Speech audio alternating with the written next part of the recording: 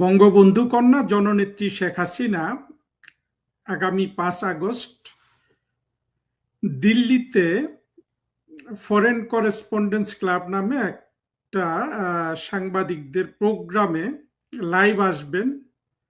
এই খবর ভারতীয় গণমাধ্যম এবং বাংলাদেশি গণমাধ্যমে ছড়িয়ে গেছে এবং যথেষ্ট ধরনের উদ্দীপনা সৃষ্টি করেছে শেখ হাসিনার সৈনিকদের মধ্যে।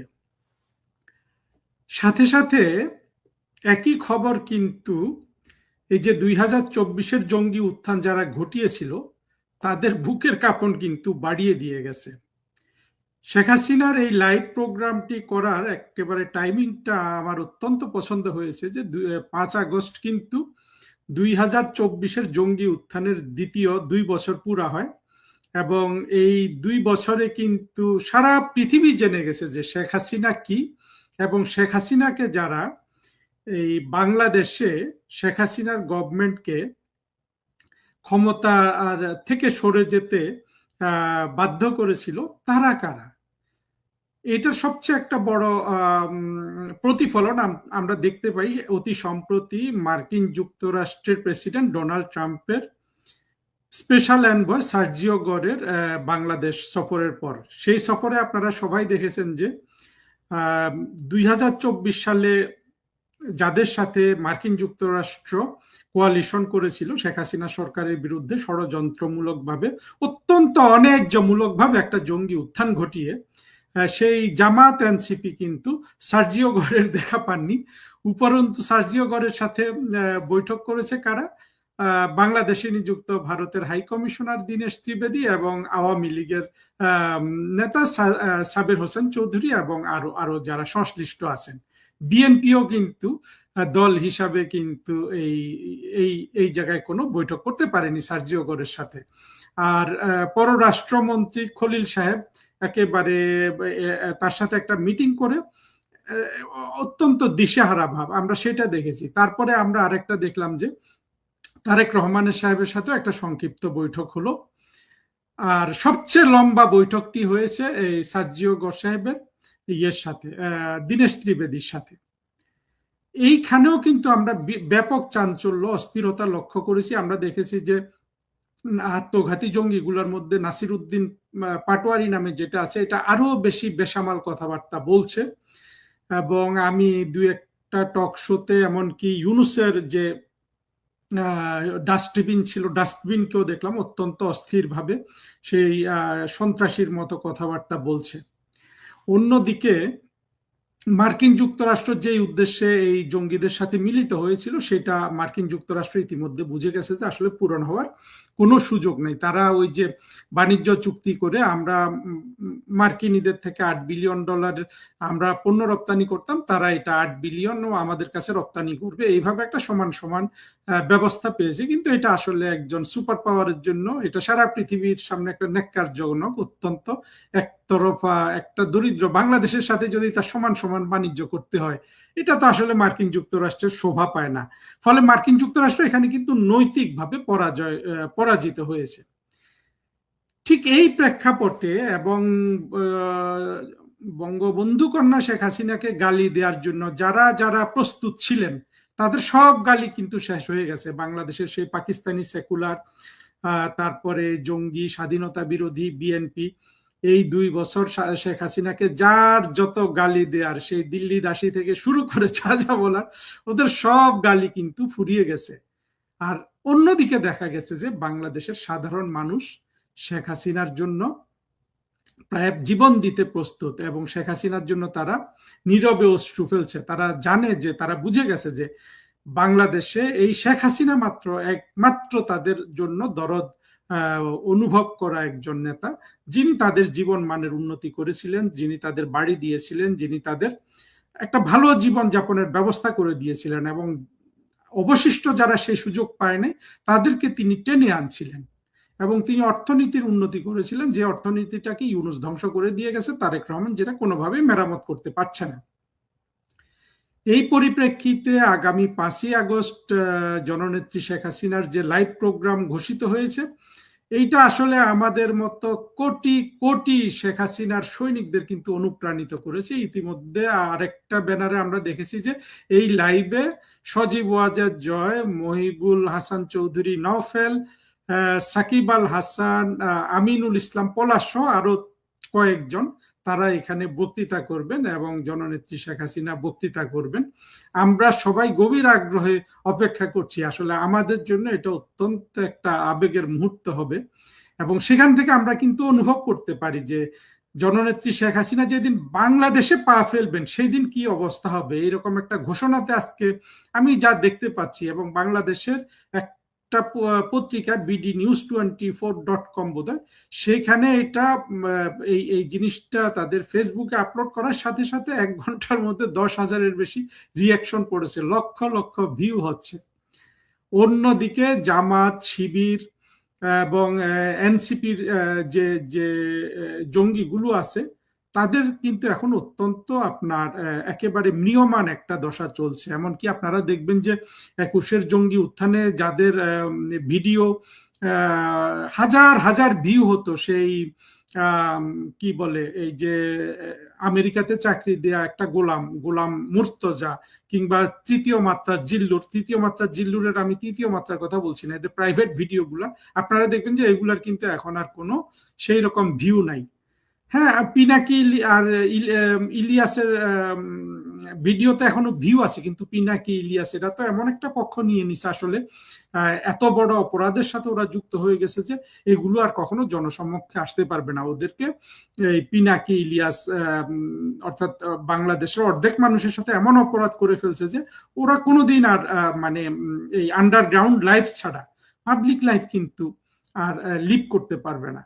অর্থাৎ 24-এর জঙ্গি উত্থান সংক্রান্ত যত ব্যবসা বাণিজ্য হয়েছে, সেই ইউনুসের বাণিজ্য থেকে শুরু করে সনদ বাণিজ্য, হ্যাঁ, জুলাই সনদ বাণিজ্য, জুলাই যোদ্ধা বাণিজ্য, জুলাই আহত বাণিজ্য, সকল বাণিজ্য কিন্তু শেষ 2 বছরের মধ্যে। আর সকল বাণিজ্য শেষ হওয়ার পর এখন জননেত্রী শেখ হাসিনা লাইভে আসছেন, জননেত্রী শেখ হাসিনা বাংলাদেশে আসবেন। চিন্তা করে দেখুন, আমি যে পরিমাণ উৎফুল্ল বোধ করছি, আমি জানি যে লক্ষ কোটি মানুষ তার চেয়ে বেশি উৎফুল্ল বোধ করছেন। এবং যেদিন জননেত্রী শেখ হাসিনা বাংলাদেশে আসবেন সেই দিন কি অবস্থা হবে সেটা কিন্তু এখান থেকে খুব সহজেই আমাদের কাছে অনুমেয়। এই জোটের কাজটা কি? বাংলাদেশ ওই জোটে গিয়ে কি করবে? মশা মারবে না মাছি মারবে এখানে বসে? তারা আবার আমাদের পররাষ্ট্রমন্ত্রী নাকি কে আছে, নাকি উপদেষ্টা কে আছে, একটা কি যেন নাম জানি না, মানে এরা কই থেকে উদয় হয় জানি না, যারা যাই হোক মানে পাহাড়ের সমান। তো তিনি বলেছেন যে এই জোট তো ইরানের বিরুদ্ধে না, এটা হুতির বিরুদ্ধে। আদা খাবে না আদার ঝোল খাবে। হুতি আর ইরানের পার্থক্যটা কি? মানে কি সুন্দর পাগলা বুঝ দিতেছে। একদিন দেখবেন কি এই জোট আবার ইসরায়েলকে স্বীকৃতি দিবে। আমিও চাই যে ইসরায়েলকে বাংলাদেশ সরকার, যে কোনো সরকারি স্বীকৃতি দেয়। তো একদিন ইসরায়েলকে স্বীকৃতি দিলে এই জোট সরকার কি বলবে জানেন? যে এটা তো ইসলামের স্বার্থে করা হয়েছে। এই জোট ইহুদিদের বিরুদ্ধে না, এই জোট ইসরায়েলের বিরুদ্ধে না, এটা স্বীকৃতি দিয়েছি আন্তর্জাতিক কারণে। তারপরে ইহুদিরা হচ্ছে ইসলামী অনুযায়ী আহলে কিতাব, এরা ভাই ভাই, আহলে কিতাবি ভাই, এই জন্য এটা স্বীকৃতি দিয়েছি। বলেছিলাম তো ছলের অভাব হয় না, এদের ছল। মানে এই কি জোটে তো যেতে বাধ্য হয়েছে, কোনো উপায় নাই না গিয়ে। এই জোটে না গেলে ক্ষমতায় তো 5 মিনিট থাকতে পারবে না। এখন দেখবেন ইরানের বিরুদ্ধে এই জোট না, ইরান আবার কি বলেছে, যেটা আপনি বললেন যে তাদের বিরুদ্ধে যে জোট করেছে তারা সকলে হামলার শিকার হবে। স্বাভাবিক। জামাত, বিএনপি, হেফাজত, চামরানাই পীর, তাদের তো কিছু বলতে শুনতেছি না। তারা কি বলে এই জোটকে? এই জোট যদি এতক্ষণ ধরেন এই আমেরিকা ইসরায়েলের কথিত, যদিও বলে আর সামনে নেই, এই জোটে যদি এতক্ষণ আওয়ামী লীগ থাকতো না, তাহলে বাংলাদেশের প্রত্যেকটা মসজিদে এতক্ষণ খুতবার ছুটে খুতবার বন্যা বয়ে যেত। শুক্রবার লাগতো না, জুম্মাবার সারাইয়ারা বয়ান দেওয়া শুরু করে দিত, খুতবা দেওয়া শুরু যে আজকে নতুন জুম্মাবার, এটা বললে তারা শুরু করতো। তো এই যে ইরানের এই যে তুরস্কের ড্রোন বানাইছেন, তাও বিএনপির তারেক রহমানের বাড়ির উপরে, ভালো, বগুড়ায় বানাইছেন, ভালো কথা। ইরানও বলেছে, খারাপ কি? এখন আর কোনো সমস্যা নাই। ভারত ইরানের পক্ষে কেন কথা বলে নাই? এর জন্য বাংলাদেশের বামপন্থীরাও চিৎকার চেঁচামেচি করেছে, বাংলাদেশের মুসলমানরাও সমালোচনা করেছে। এইবার বাংলাদেশি মুসলমান আর বাংলাদেশি বামেরা কোথায়? এইবার তো ইরানের পক্ষে সরাসরি জোটে গিয়েছে। আপনাদের মনে থাকার কথা যে আমি বলেছিলাম আওয়ামী লীগ ক্ষমতায় থাকতেই যে এই দেশ বিএনপি জামাতের সরকার এসেই ইসরায়েলকে স্বীকৃতি দিবে। এই তো অর্ধেক হয়ে গেছে, অর্ধেকের কাজ হয়ে গেল। একটু যদি এই সরকারটা ডিসেম্বরের পরে যদি আরেক ডিসেম্বর টিকে, তাহলে এই সরকার ইসরায়েলকে স্বীকৃতি দেবে। আবারও বলতেছি, ইসরায়েলকে বাংলাদেশ যে কোনো সরকার স্বীকৃতি দিক, আমি তার পক্ষে। আওয়ামী লীগ দিলে সবচেয়ে ভালো হয়, আওয়ামী লীগ সেই সাহস পাবে না, কারণ আওয়ামী লীগের ভিতরে হাজি বেশি, গাজী বেশি, নামাজি বেশি, তারপর আপনার মুর্শিদের সভাপতি বেশি, তাই আওয়ামী লীগ ওই সাহস পাবে না। আর আওয়ামী লীগ যদি ওটা করে, ওটা কুফরি হয়ে যাবে। বিএনপির জামাত জোট সরকারি ইসরায়েলকে স্বীকৃতি দিয়ে যাক, আমরা ওই দোয়াই করি, অন্তত একটা ভালো কাজ করে যাক। এই কাজটা আমরা বলতে, কারণ আওয়ামী লীগের পক্ষে সম্ভব না। কারণ আওয়ামী লীগের পক্ষে সম্ভব হলে বহু আগেই স্বীকৃতি দিয়ে দিত। তবে আপনি যেটা বললেন, ইরান যেহেতু হুমকি দিয়েছে, এখন এর আগেও তেলের জাহাজে আমরা দেখেছি যে কাউকে তারা ছাড় দেয় নাই, আমরা দেখেছি। তবে জেনে শুনে বিষ পান করলে কারোর কিছু করার নাই। আর দিন শেষে এই যুদ্ধটা শিয়া সুন্নি মুসলমানের যুদ্ধে নামবে, এটা আপনি নিশ্চিত থাকেন, অলরেডি হয়ে গেছে। এই জোট করার মধ্যে শুধু বাংলাদেশে যুদ্ধে যুক্ত হয় নাই, মূলত এই 14 দলীয় জোট যে করেছে, আগে বাংলাদেশে ছিল আওয়ামী লীগের 14 দলীয় মহাজোট, এখন মধ্যপ্রাচ্যের 14 দলীয় যে মুসলমানদের যে মহাজোট বানাইছে, মজার বিষয় হলো এর মধ্যে কিন্তু তুরস্ক আছে, যে তুরস্ক নাকি মুসলমানদের খলিফা এরদোগান সেও আছে। এরা দেখবেন এই জোটটা দেখবেন দিন শেষে শেষ মুহূর্তে আরবে শিয়া সুন্নি যুদ্ধে পরিণত হবে। ঠিক এর আগে যেমন সাদ্দামের ইরাক এবং হোমেনিদের ইরান যে যুদ্ধটা করেছিল, সেই দিকেই যাবে এই যুদ্ধটা দিন শেষে। এবং মাঝমাঠ থেকে যারা শুরু করেছিল যুদ্ধ, আমেরিকা এবং ইসরায়েল, এদের দেখবেন আর খেলোয়াড় হিসেবে পাবেন না। এখন তারা খেলবে, মাঠে যারা দর্শক ছিল তাদের দিয়ে ফুটবল খেলাবে তারা, এবং তারা দেখবেন সরে গেছে অলরেডি। পাকিস্তানকে যেদিন পাকিস্তানের ফিল্ড মার্শাল আসিফ মনির যেদিন হোয়াইট হাউসে চা খেয়ে খাইয়েছিল এবং পিঠে থাপ্পড় দিয়ে বলে থাপ্পড় দেওয়াতে আসিফ মনির মনে করেছিল যে কর্তাই কইছে সুধীর ভাই আনন্দের আর সীমা নাই, এটা আমাদের জামালপুরের প্রবাদ আর কি।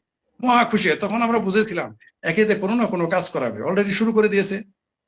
প্রথমে আফগানিস্তানকে হামলা করিয়েছে এই পাকিস্তান আসিফ মনিরকে দিয়ে, এখন ইরানে হামলা করাবে। এবং এই জোটের মূল নায়ক পাকিস্তানকে ধরা হচ্ছে। সৌদি আরব মাসাল্লাহ এদের আনতে এরা বাধ্য, কারণ এদের কাছে টাকা আছে, পয়সা আছে। আর সৌদি আরব টাকা দিবে, $1 দিবে, আমেরিকা ডলার দিবে, আর পাকিস্তান ডলার পেলে নিজের মায়ের বেঁচে ফেলতে পারে। সুতরাং তার পক্ষে সবই সম্ভব। এটা আমার কথা না, এটা আমেরিকার বিচারক বলেছে। এবং ইমরান খান বলেছিলেন যে আমেরিকা টাকা দিলে পাকিস্তানিরা ডলার পেলে মায়েরও বেঁচে ফেলে। এটা আমার কথা না, এটা অন্যদের কথা। তো এই যে শুরু হয়ে গেল এই জোটটা শেষ মুহূর্তে শিয়া ভার্সেস সুন্নি, সুন্নি ভার্সেস শিয়া, এই যুদ্ধ চলমান থাকবে, চলতেই থাকবে। ভেবেছিলাম এই যুদ্ধটা একটা পর্যায়ে গিয়ে থামে, মানে তাও বেশ কয়েক বছর।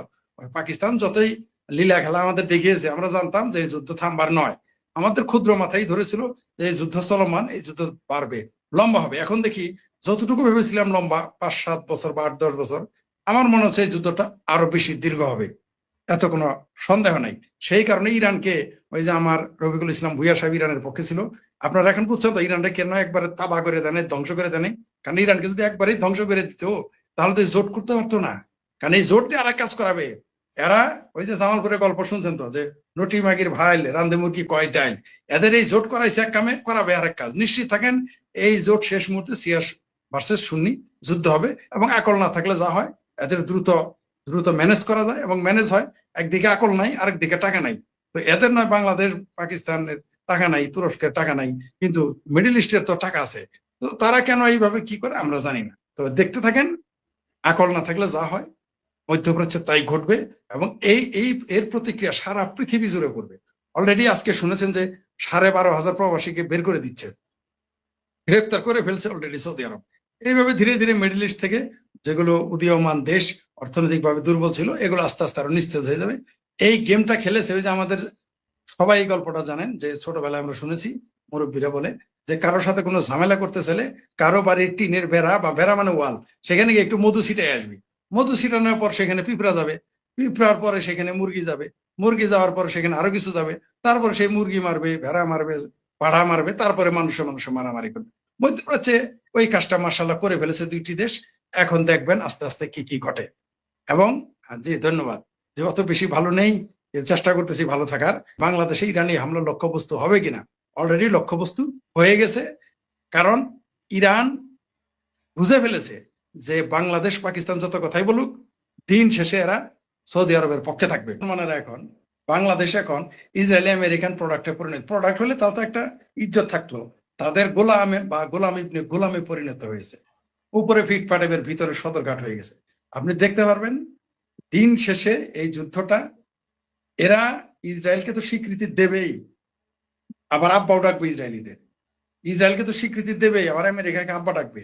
দেখেন এখানে আপনি ঠিকই বলেছেন যে বাংলাদেশের মুসলমানরা এখন ইসরায়েলি প্রোডাক্ট হয়ে গেছে মতান্তরে। আর মুশতাকা পররাষ্ট্রমন্ত্রী বলেছে যে সৌদি আরবের ডাকে আমাদের যেতেই হবে। কিন্তু সৌদি আরব কিন্তু আমাদের ডাকে আসবে না। আমরা সৌদি আরবের ডাকে যাচ্ছি, সৌদি আরব কিন্তু কোনোদিন আমাদের ডাকে আসে নাই। সৌদি আরব আর পাকিস্তানের একটা এগ্রিমেন্ট হয়েছে, প্রতিরক্ষা চুক্তি হয়েছে, সেখানে বলা আছে সৌদি আরবের উপর হামলা পাকিস্তানের উপর হামলা, পাকিস্তানের উপর হামলা সেটা সৌদি আরবের উপর হামলা। কিন্তু আফগানিস্তান আর পাকিস্তান লাগছে, এখন তো সৌদি আরবকে কোনোদিন শুনলাম না আফগানিস্তানের বিরুদ্ধে একটা বিবৃতি দিতে। আবার একটা জিনিস দেখেন, ইরানের সাথে যে গেমটা এখন খেলতেছে, ইরান কিন্তু বুঝে ফেলেছে। ইরান কিন্তু এমন না যে ইরান এটা বুঝে নাই, জানে নাই। দিন শেষে যখন কাফের মারতে যায় তখন সব মুসলমান এক হয়ে যায়, কিন্তু যখন আবার মুসলমান লাগে তখন কিন্তু কে শিয়া, কে সুন্নি, কে দেওবন্দি, কে বেরেলবি, কে মাজারি, কে অমাজারি, কে লামাজাহাবি, কে মাজাহাবি, এগুলো কিন্তু লেগে যায় নিজেরা। দেখতেই পাচ্ছেন এখন এই যুদ্ধটা দীর্ঘস্থায়ী হবে। এবং ইসরায়েল গেমটা খেলে দিয়েছে, ইসরায়েল এমন একটা সুন্দর গেম খেলে দিয়েছে। বুদ্ধি, তারা তো শুধু শক্তিতে আগে নয়, তারা বুদ্ধিতেও আছে। আমি বারবার বলি ম্যাকিয়াভেলি এবং আপনার সানজু, চাইনিজ যে সমরবিদ, ম্যাকিয়াভেলি লেখক, আর ভারতের চাণক্যনীতি, এই তিনটা করলেই বোঝা যায় ইসরায়েল কি করতেছে। সে কি করতেছে, শত্রুকে দিয়ে শত্রুর সাথে খেলা করতেছে, শত্রু না থাকলে শত্রু পয়দা করতেছে। দেখেন ওইখানে যে হামাস নিয়ে তো হাই হুসেন করলো, বাংলাদেশের মুসলমান, ভারতের মুসলমান, পাকিস্তানের মুসলমান সহ সারা দুনিয়ার মুসলমান, এমনকি বামপন্থীরা, সেই হামাস কিন্তু এখন আত্মসমর্পণ করে হাত তুলে বসে আছে, ঠান্ডা হয়ে গেছে। গেম তারা কিন্তু খেলে দিয়েছে। তারা এখন লেবানন দখল করতেছে, সিরিয়ার সাথে প্রতিরক্ষা চুক্তি করে ফেলেছে অলরেডি। আর রইল বাকি এই মুসলমান দেশ, দেখেন এই যে 14 জোট বানায় ফেলছে, এবং এটা আরো ঘটতে থাকবে, এটা শেষ হবে না। ইসরায়েল শুধু যে অস্ত্রের শক্তিতে শক্তিশালী নয়, সে শুধু যে পড়ালেখা জ্ঞান বিজ্ঞানে এগিয়ে নয়, কূটনীতিতেই শুধু এগিয়ে নয়, সে যুদ্ধনীতি কৌশল, আমি যুদ্ধের সামরিক কথা বলি নাই, সেটা তো তারা আছেই। মানে যুদ্ধের যে কূটনীতি, সে কত এক্সপার্ট। দেখেন বাংলাদেশ পাকিস্তানকে সে কিভাবে তার পক্ষে কাজ করাচ্ছে, কিভাবে কি কৌশলে মুসলমানদের দিয়ে কাজ করাচ্ছে, এবং এটা ঘটবে, এটাই স্বাভাবিক। এগুলো এখন বুঝাইতে পারবেন না। ইসরায়েল আর এই যে 2023-এর 7ই অক্টোবরের সেই হামাসের সন্ত্রাসী কর্মকাণ্ডর পরে ইসরায়েল যেহেতু উচ্ছেদ করবে, এটা আমরা তখনই বলেছিলাম, বলার কারণে আমাদেরকে কাফের ইহুদি দালাল বললো। কিন্তু আমরা যা দেখতেছিলাম তাই বললাম, এখনো বলে রাখছি, এই যে মুসলমানদের যে 14টা দেশের জোট, এই জোটটা দিন শেষে ইরানের বিরুদ্ধে কাজ করবে। এবং দেখবেন এই পাকিস্তান ইরানে হামলা করবেই। ইরান বাংলাদেশে হামলা করবে কিনা তা জানি না, কিন্তু সে পাকিস্তান ইরানে হামলা করবেই, লাগবে। এই হুতি মারতে মারতেই ইরানের সাথে লেগে যাবে, কোনো সন্দেহ নাই। আর এই হুতিরা কারা আমরা জানি, হুতি এক ভাগ ইরানের দখলে, মানে তাদের যে সন্ত্রাসী গোষ্ঠী, আরেক ভাগ দুবাই এবং সৌদি আরবের দখলে। তো এখন মুখোমুখি কারা হবে, আপনি দেখেন কি ঘটতে থাকে। তবে যুদ্ধ দীর্ঘস্থায়ী হবে নিঃসন্দেহে। আপনি যেটা বললেন, বাংলাদেশের মুসলমান, পাকিস্তানের মুসলমান এখন ইসরায়েলি প্রোডাক্টে পরিণত হয়েছে। জি ধন্যবাদ। আপনাকে আমি আজকে এখানে বলে রাখলাম, রেকর্ড করা থাকলো, 27 সালে নির্বাচন দিতে হবে, সেই দাবি আমেরিকা তুলবে। আমেরিকা হাত ছেড়ে দিয়েছে। আমি পান্না ভাই আপনাকে বলেছিলাম যে এরা তো, ইউনুস তো আমেরিকাকে দলিল দিয়ে গেছে, পজিশন দিতে পারে নাই। এখন আমেরিকা ব্যবসা করবে, শেখ হাসিনা সমতার ভিত্তিতে ব্যবসা করবে আমেরিকার সাথে। কেন, আমেরিকা তো আওয়ামী লীগের শত্রু না। এবং সার্জিও গোর যে বার্তাটা দিয়েছেন, আরেকটা কথা আমি আপনাকে বলছি, এটা আপনি চেক করে দেখুন। ঢাকায় মার্কিন দূতাবাসকে নির্দেশ দিয়েছেন, নির্দেশটা উনি দিয়েছেন 31 জুলাই আওয়ামী লীগের সঙ্গে যোগাযোগ বাড়ানোর জন্য। একই নির্দেশ তিনি দিল্লি মার্কিন দূতাবাসকে দিয়েছেন আওয়ামী লীগের সঙ্গে যোগাযোগ বাড়াতে। এগুলা কি ইঙ্গিত তো খুবই স্পষ্ট, খুবই পরিষ্কার। শেখ হাসিনা যেদিন আসবেন, ওনাকে সিওর করবেন একাধিক পশ্চিমা কূটনীতিক, সেখানে সার্জিও গৌরব থাকবেন, কার্যকর থাকবেন। সেখানে সার্জিও গৌরব থাকবেন। সারা দেশে বোমা এবং বোমা সদৃশ নানান ধরনের বস্তু উদ্ধার হচ্ছে। সবচেয়ে বড় কথা হচ্ছে সাভারে সম্ভবত প্রেসার কুকার আকৃতির বড় বোমা পাওয়া গেছে এবং এটি রিমোট কন্ট্রোল যুক্ত ছিল, পুলিশ যেটি জানিয়েছে। এবং এইসব ঘটনাকে কেন্দ্র করে সারা দেশে সতর্কতা জারি করেছে পুলিশ। আসলে বিহাইন্ড দ্য স্ক্রিন কি ঘটতে যাচ্ছে, বিশেষ কিছু নাকি এগুলো গতানুগতিক যা ঘটে তাই? অনেক অনেক ধন্যবাদ। দেখুন, বাংলাদেশের যে সন্ত্রাসের যে ট্র্যাক রেকর্ড আমরা যেটা জানি, সেই সন্ত্রাসের ট্র্যাক রেকর্ডে কিন্তু পাইপ বোমা পাওয়া যায়নি কখনো, বা আপনি যেটা বললেন যে প্রেসার কুকার বোমা, এটাও পাওয়া যায়নি। পাইপ বোমা এবং প্রেসার কুকার বোমা এটা শুধুমাত্র দুইটা জঙ্গি সংগঠন ব্যবহার করে। একটা হলো লস্কর ই তৈয়বা, আচ্ছা। আর একটা হলো আল কায়দা। সব থেকে অবাক জিনিস হলো যে আজকেই দেখলাম যে মেট্রো রেল স্টেশনের নিচে যে দুটো পাইপ বোমা পাওয়া গেছে, ওই পাইপ বোমা ঘটনাটার সময় সিসি ক্যামেরা বন্ধ ছিল। আচ্ছা। তাহলে নিশ্চয়ই জঙ্গিরা তো আর সিসি ক্যামেরা বন্ধ করে নাই। হম হম। এবং যে বোমার যে ধারাবাহিক ঘটনাগুলো ঘটছে, মানে আজকেই শুনলাম যে পাইপ বোমা সিসি ক্যামেরা বন্ধ ছিল, কিন্তু এরপর যে তাজপুরে বোমা পাওয়া গেল পেট্রোল পাম্পে, এটার কি হয়েছে কোনো ফলো আপ নাই। বা আরো কিছু জায়গায় বোমা উদ্ধার, এমনকি যে প্রেসার কুকার বোমা, এটা কি ফলো আপ? ফলো আপ তো আমরা জানি না। যেটা আমরা জানি, পুলিশ এই প্রথমবারের মতো সারা দেশে রেড অ্যালার্ট জারি করেছে। একটি বিশেষ ভাষা আছে ওই রেড অ্যালার্টে। ওরা বলছে পুলিশের যানবাহনকে লক্ষ্য করে সন্ত্রাসী হামলা হতে পারে।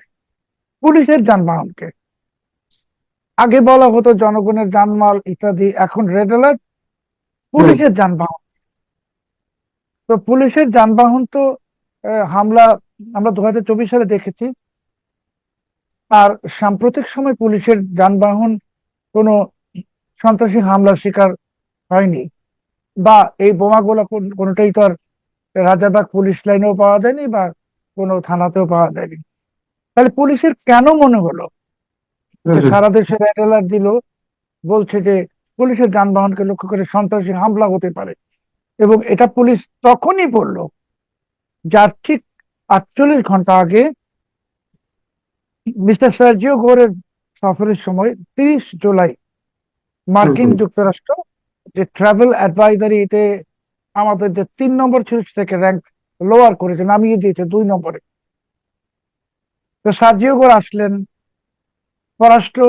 প্রবাসী পররাষ্ট্রমন্ত্রী খলিলুর রহমানকে টেক্সট করে সুসংবাদটাও দিলেন যে এটা নামানো হয়েছে।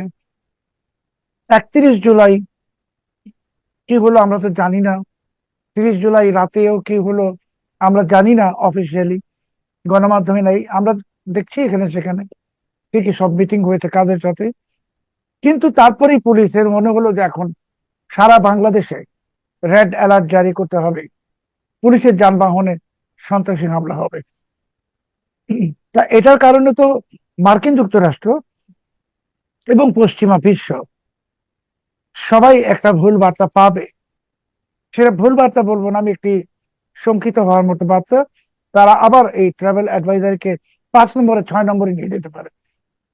কেন সেটা আপনি যদি বলেন যেটা আওয়ামী লীগের কোনো কর্মসূচি হতে পারে অগাস্ট মাসে, সেই জন্য, তাহলে তো বলতো যে নিষিদ্ধ ঘোষিত আওয়ামী লীগ তারা এই ধরনের কাজ করতে পারে। এবার কিন্তু এটা বলা হয়নি, বলা হয়েছে পুলিশের যানবাহনকে লক্ষ্য করে সন্ত্রাসী হামলা।